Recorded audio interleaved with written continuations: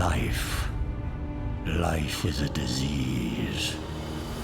A millennium ago, a supreme necromancer was on the verge of conquering the world. But you know what they say about best laid plans. Inevitably, heroes shall emerge. So, I was made dead. Again. But what does death really mean for somebody who has mastered it? Boredom. An eternity to ponder my errors and how close I came to victory. I am a mortal, but when this world ends, even I will know oblivion.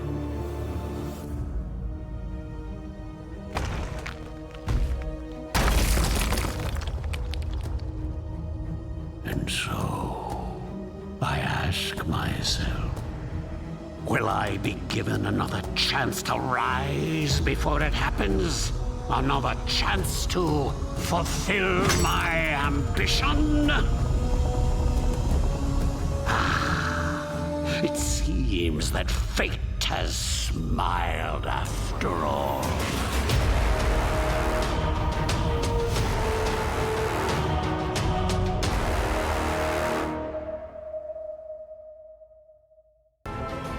Demir Taht'tan herkese selamlar. Bugün farklı bir oyun oynuyoruz. Iratus, The Lord of the Dead. Ölülerin efendisi yani. Bu Darkest Dungeon tarzında karanlık bir sıra tabanlı strateji oyunu. Ben de ilk defa oynayacağım. Bu oyunu sizinle beraber keşfedeceğiz. Umarım hoşumuza gider. O zaman başlayalım.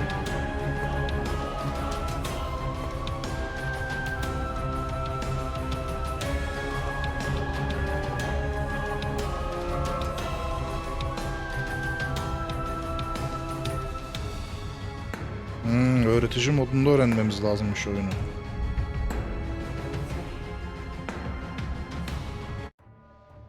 Müzik aşırı fazla geliyor kulağıma. Umarım sesim geliyordur. Kötülük geri döndü. Korkunç ölüm büyücüsü Iratus bir milenyum esaretin ardından özgürlüğüne kavuştu ve onun lahitinin çevresinde toplanan madenciler içerisinde bulundukları ölümcül tehlikenin hala farkında değiller. Bedenleri bu dünyayı fethedecek bir ölüler ordusunun temellerinde yatacak. Kalkın. Icarus bayağı iddialı bir oyun. Çok zor olduğunu söylüyorlar. Burada kötü adam olacağız. Her kölenin 5 temel becerisi ve bir nihai becerisi vardır. Nihai bir beceriyi kullanmak için özel bir kaynağa ihtiyacın vardır. Gazapmış özel kaynağımızda. Enerji gibi bir şey yani. Köleler ve düşmanlar belirli becerileri sadece belirli konumlardan ve belirli hedeflere karşı kullanabilirler. Tamam. Kapat diyelim. Klasik iskelet ayakta ve hizmet vermeye hazırmış. Şimdi ne yapacağız? Gösterişsiz vuruş diyor.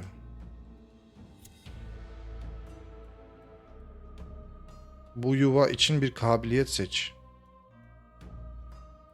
Sağ taşı. Ha. Şunu mu seçeceğim? Ne oldu ya? Ben hiçbir şey anlamadım şu an. Şimdi bu öğretici mod mu? Ne oldu ya?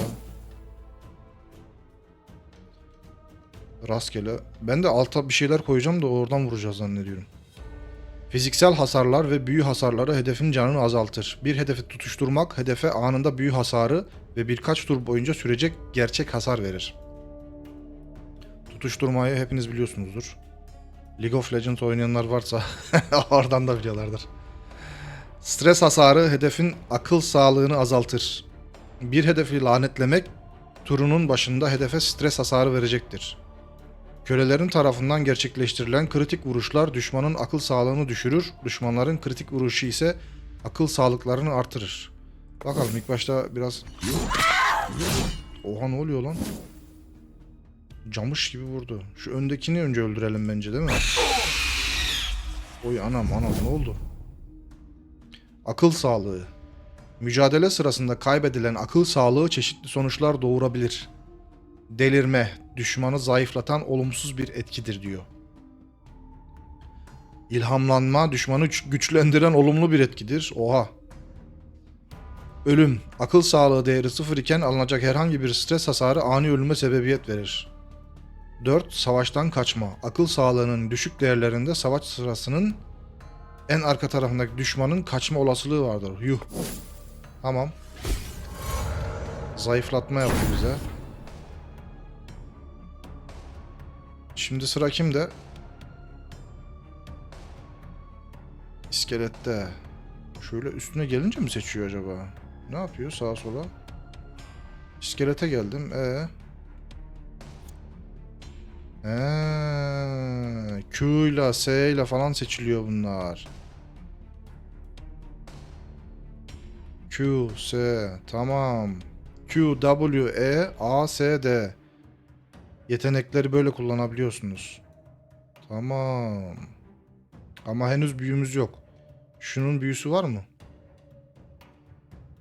Abla senin büyün var mı? Bir saniye. O zaman sıraya göre. Hedef şunu seçeceğim. O zaman arkadaki. Of, ne oldu lan? Tamam, şimdi yavaş yavaş anlamaya başladım. Şu öndekini öldürelim ya. Çığlık stres saldırısıymış. Bu ne? Soprano stres saldırısı.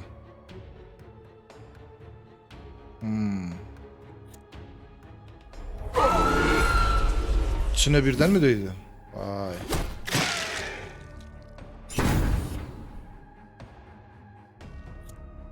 Şunu öldürelim artık ya. This never gets old.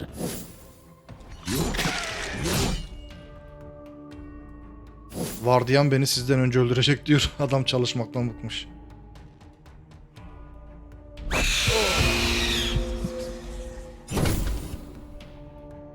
He. Manası gitti. O yüzden bize saldıramıyor şimdi.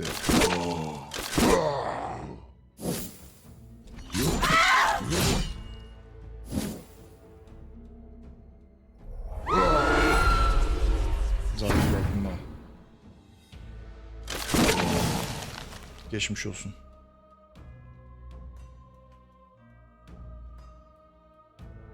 Tamam yavaş yavaş anladık şimdi ne olduğunu. Bunları kazandık mı? Et, ektoplazma, kemikler, kan, zırh, silah, toz, paçavralar, kalp, kafatası. Oo efendimiz. Herhangi 2 köle yarat diyor. Şuradan mı yaratacağız? Nasıl yaratacağız oğlum? Yaratım. Açıklamalar biraz daha şey olabilirdi ya. Ne bileyim.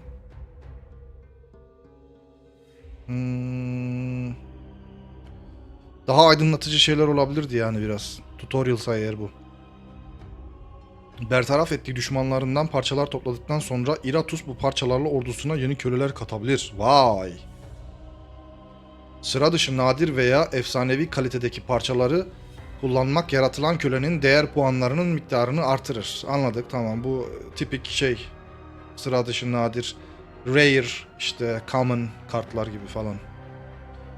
Zamanla Iratus yeni köle yaratma yöntemleri ve çeşitli yeni savaş taktikleri elde edecektir. Tamam. Şimdi bu nedir? Zombi. Zombi yaratalım mı?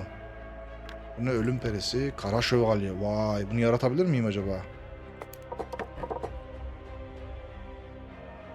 Yaratabiliyormuşuz be. Harbiden. Hardly an inspiring leader, but the dead care not. Oy kara şövalye. Oo, kurt adam. Kurt adam da yaratalım. Severim kurt adamları.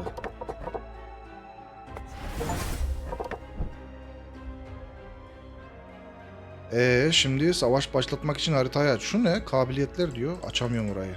Tıklayamıyorum. Krallık, kalenin altında bulunan unutulmuş çağlardan kalma kadim eserlerin ve fetihten fetihe gitmelerine yardımı dokunacak geniş demir madenlerinin oluşturduğu zenginliklere ihtiyaç duyuyordu. Zenginlik vaadiyle cüceler, denenmemiş madencilik teçhizatlarını ve deneysel karışımlarını getirerek bu projede hizmet vermeye istekliydiler. Yalnızca itaat edecek bedenlere ihtiyaçları vardı ve bunu da insanlar sağlayabilirlerdi. Ağzına kadar suçlularla ve isyancılarla dolu zindanlar sayesinde bu madenlerde çalışacak köle kıtlığı yoktu. Uysallaştırılmaları için ilaç verilen ve her geçen yıl daha da derinlere kazan bu insanların aşağılarda onları bekleyen ölümcül tehlikeden haberleri yoktu. Oyun hikayesi falan filan hoşuma gitti ya benim. Savaş. Tamam, hangisini seçeceğim? Bunlardan herhangi birini mi? Şunu seçeyim. Bazı düşmanların onları zayıflatan ya da güçlendiren eşsiz özellikleri vardır. Daha etkili savaşmak için düşmanlarının ve kölelerinin özelliklerini incele diyor. Zorba. Nasıl inceliyorum? Şöyle basınca mı? Şefler beyni yıkanmışların motivasyonunu artırmakla görevlendirilmiştir diyor. Etkiler. Etkilere basamıyoruz. Bunu göstermekle övünürler. Yani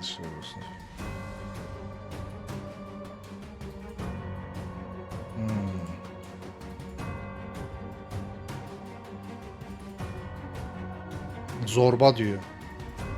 Annesi ona her zaman öğretmenini dinlemesini ve komşu çocuklarla kavga etmeyi bırakmasını tembihlemişti. Fakat o daha iyisini bilirdi. Kadın ayrıca demirciden af dilemesini istedi. Böylece oğlu demircinin çırağı olabilirdi. Fakat çocuğun başka planları vardı.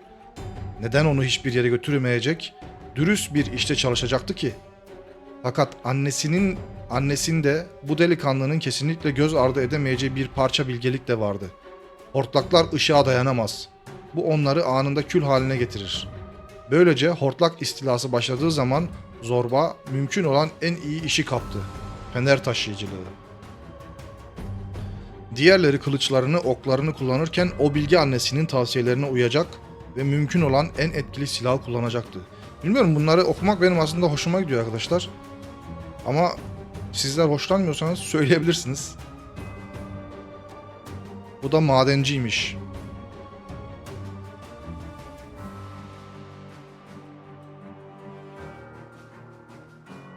Kullandıkları kimyasallar zekalarını ve hayat sürelerini azaltsa da büyük bir güç artışı sağlarmış.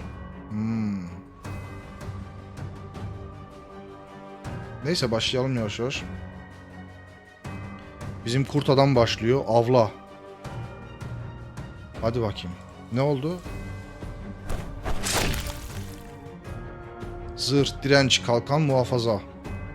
Alınan fiziksel hasar hedefin sahip olduğu sırf miktarı kadar azaltılır. Direnç, alınan büyü hasarı hedefin sahip olduğu direnç miktarı kadar azaltılır. Kalkan, hasar getirmek için kullanılır. Bir sonraki büyü saldırısı ya da stres saldırısını.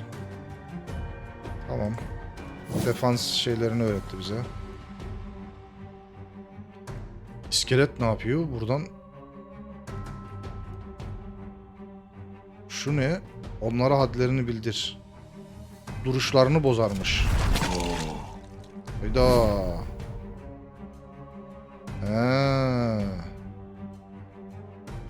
Boş bakış. Stres saldırısıymış.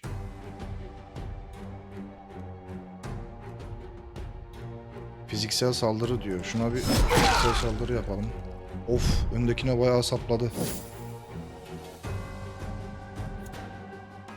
Tüm düşmanlar sonraki hamleleri için 6 saldırı kaybederler. Ha, bu iyiymiş. O ortadakinin şeyi varmış. Forması.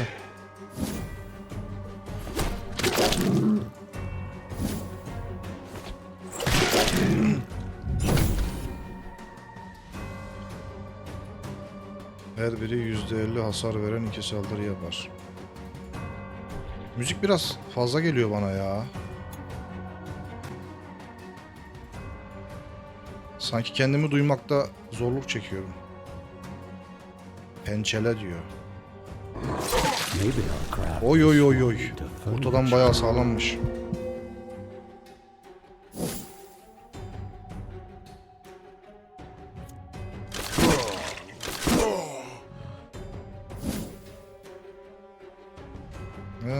Şu neymiş? Düşmanın güçlendirme aldığı her seferde Kara Şövalye o düşmana %60 stres hasarı verir. Vay. Ne oldu lan? Bir şey yok. Pasif miymiş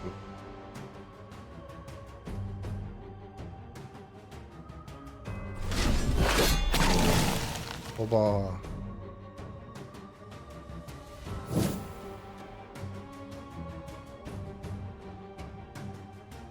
Ne oldu ya, ben bir şey yaptım ama. Hedeflenen köleyi bir konum sola taşır. Hedeflenen köleyi bir konum sağa taşır. Bu yuva için bir kabiliyet seç. Tamam.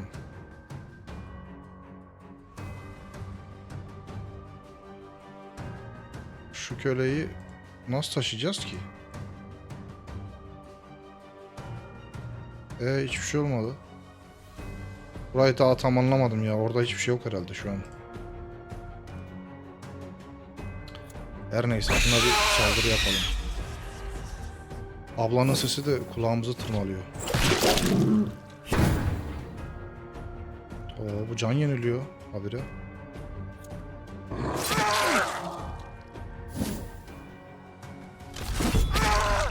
Oy oy oy oy. Hadi geçmiş olsun sana da. As your suffering ends, your service begins. Bir savaş kazandıktan sonra Iratus ödüller elde eder. Madeci ruhu ne la? Madenci de bari. Yoksa madeci mi? Mezarlıkta yapılar inşa etmek ve geliştirmek için gereklidir. Parçalar, köleler oluşturmak için gereklidir. Eserler, kölelerin ve Iratus'un gücünü artırabilirler. Kölelerin seviyelerini hızlıca artırmak için kullanılmış. Ayrıca savaşta yer almayan köleler zorluk seviyesine bağlı olarak az miktarda can yenilerlermiş. Kafatası yağmuru, parşömeni. Yıkım büyüsü aşağılamış. Tamam diyelim. Elde edilen eserle Iratus'u donat diyor. Eserlerin 4 ana türü vardır. Silahlar, zırhlar, yüzükler ve tılsımlar. Ayrıca tüketilir ile de karşılaşırsın. Ne diyor burada? Tam anlamadım. Sanırım çeviri hatası ya da benim kafam basmıyor şu an. Bu eserler sadece tek bir savaşta kullanılırlar ve savaş sonunda yok olurlar. Oyunun başında Iratus rastgele bir eser edinir. Kafatası yağmuru parşömeni. Finally, this item finds its way into my capable hands. Tamam. Savaş başlatmak için haritayı aç diyor. Tun tun tun tun tun tun tun tun. Savaşa başlayalım mı? Hadi bir tur daha oynayalım. Ondan sonra da bölümün sonunu yapalım. Şuradan ilerliyoruz. Köleler için can. Iratus mana havuzunu doldurur diyor. Dolduralım ne olacak? Ha lan.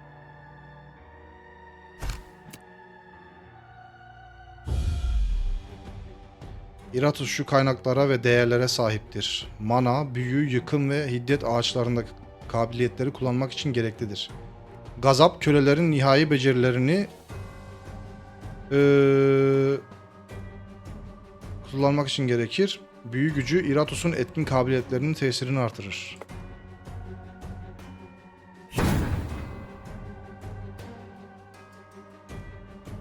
Kafatası yağmuru.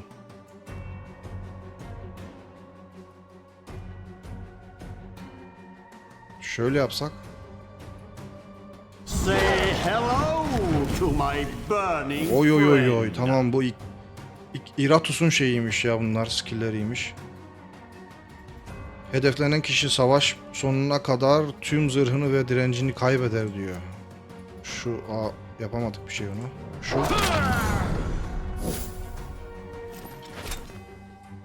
Tuzaklar etkileri belirli tek bir konumla sınırlı becerilerdir. Tuzağın özelliklerine bağlı olarak bahsi geçen konumda bulunan karakterler olumlu ya da olumsuz etkilere maruz kalırlar.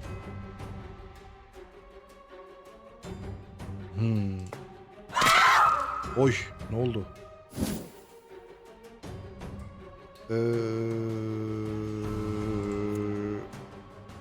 Dur. Hedef savaş sonuna kadar zırh ve direnç kazanır. O arkadaşlarından birine veriyor. Buff yaptı adam. Sen gel bakayım.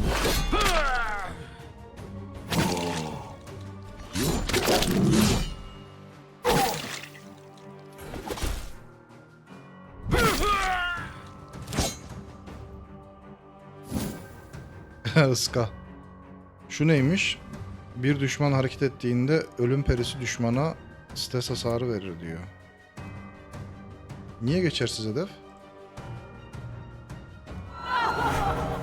Aa.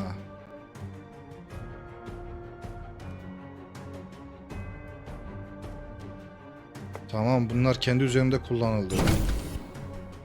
Kullandığı şeymiş. Brave are an excellent source of fresh corpses. Tek attı. Şu puştu öldürmek istiyorum ben ya. Bunu öldürebilir miyim? Oha, kalkanı var lan. Sinirlerimi bozuyor o herif benim.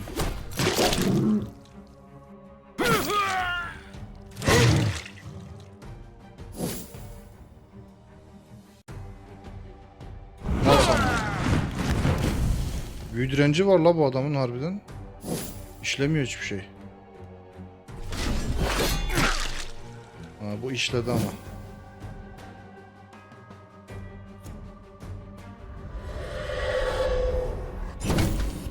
Manasını aldık.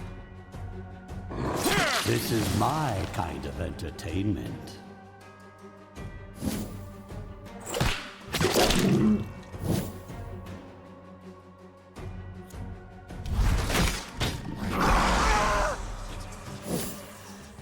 Baba.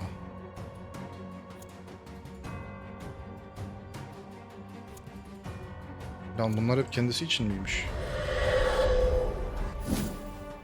Canını mı yeniledi onun ya?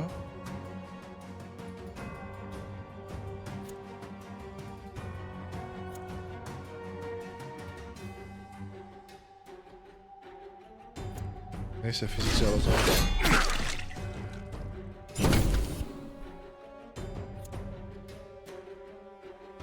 Beceri için hedef yok diyor. Bu neymiş ki? Of. Ortadan bayağı sağlam ya. A sad display from mortal kind.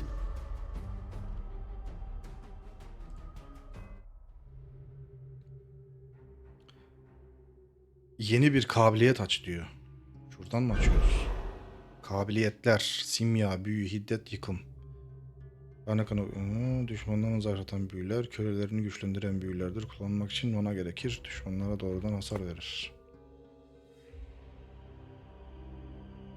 Çağrılan kölelere uygulanmaz. Köleler artı 3 dehşet kazanırlar.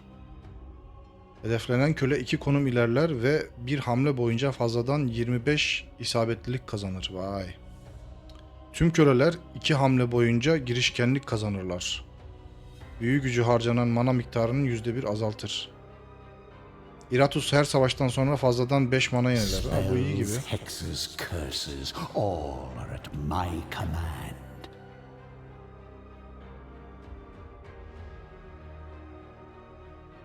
Şunu alalım. Bu I want neymiş? to show you a little magic trick. With knowledge and will comes victory. Arkadaşlar Icarus'ta böyle bir oyun. Dediğim gibi dungeon tarzında sıra tabanlı strateji oyunu bu. Bilmiyorum, güzel, hikaye falan hoşuma gitti. Eğer siz de beğendiyseniz lütfen beğeni bırakmayı ve yorumlarda belirtmeyi unutmayın ki devamını yapıp yapmayacağımıza beraber karar verelim. Kanalın büyümesine de katkıda bulunmak isterseniz lütfen abone olmayı unutmayın diyorum tekrar. O zaman bir dahaki Demir Taht bölümünde görüşmek üzere. Hoşça kalın. Kendinize iyi bakın.